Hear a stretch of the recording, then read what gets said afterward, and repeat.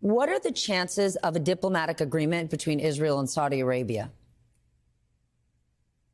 Depends on the time frame. Right now, basically none. I mean, clearly there had been this romance between the countries that was going to go public, and that's been forestalled until such time as calm resumes, I think, in the Middle East, and it's anyone's guess when that might be. I don't think the basic parameters that were compelling Saudi Arabia to seek such a deal, because it is up to Saudi Arabia, essentially, have changed. But it would be way too awkward for Saudi to proceed while thousands of Palestinians are being killed in Gaza and perhaps a million dislocated. The optics, to say the least, aren't there. But in the longer term, sure. I mean, I wouldn't be at all surprised to see it resume a few months down the line. Maybe when there's a different government in Israel, by the way, that could also change things. One major question had been, would the Saudis demand anything on a Palestinian front? The government in Israel, elected a year ago, couldn't give them that. This situation in Gaza, what is seen in Israel as a tremendous breakdown, may have political implications that could potentially result in a more moderate government, more amenable to a broader peace deal that would, at the end of the day, make things easier for Saudi Arabia as well.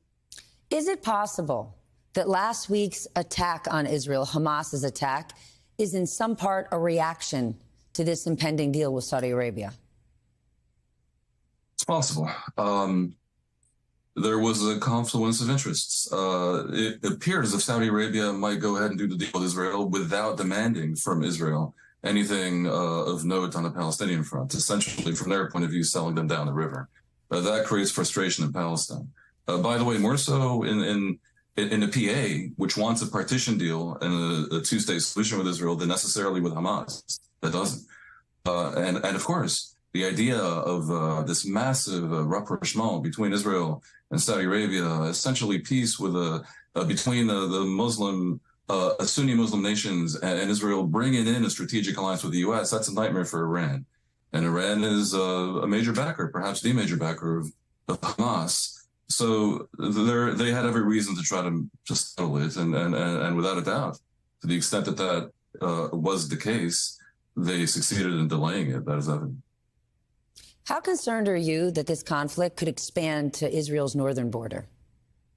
Very, of course.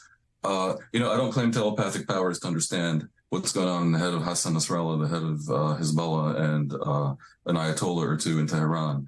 It really is up to a few people. But clearly, the longer it goes on, the more we risk that kind of contagion. There are two circumstances I see where Hezbollah might move and attack Israel also to create two fronts for the Jewish state. One is if they feel compelled from the ground up because of the degree of damage in Gaza and there's pressure from the street, not inconceivable. More likely if they sense weakness. I don't think this is a main factor, but it's a factor in Israel's determination to show the region, which is basically a jungle, that what happened last Saturday cannot possibly stand.